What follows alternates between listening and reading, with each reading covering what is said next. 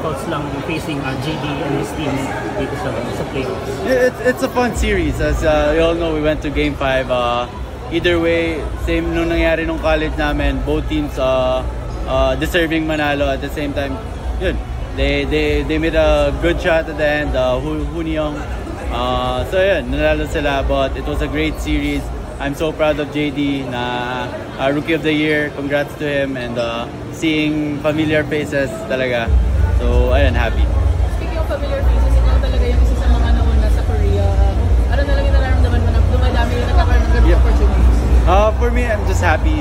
I'm happy lang talaga kasi at the same time nakikita ko na madaming pumupunta sa KBL. But at the same time, I'm happy with their performance. This season, yung Asian quarter versus us in the Philippines, maganda pakita this season, which is really happy, and nakikita din not just the Philippine fans but also KBL fans, nakikita nila na iba yung impact ng Asian quarter din sa Korean basketball.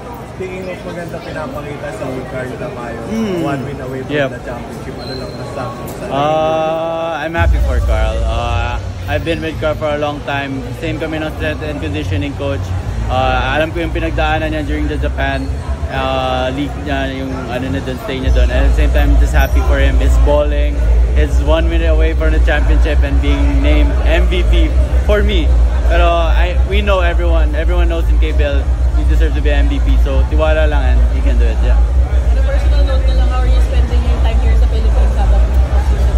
Just be happy to be here, seeing my family once again after 10 months, and eating lots of Filipino food and vacation. So yeah, really happy. Thank you. Thank you.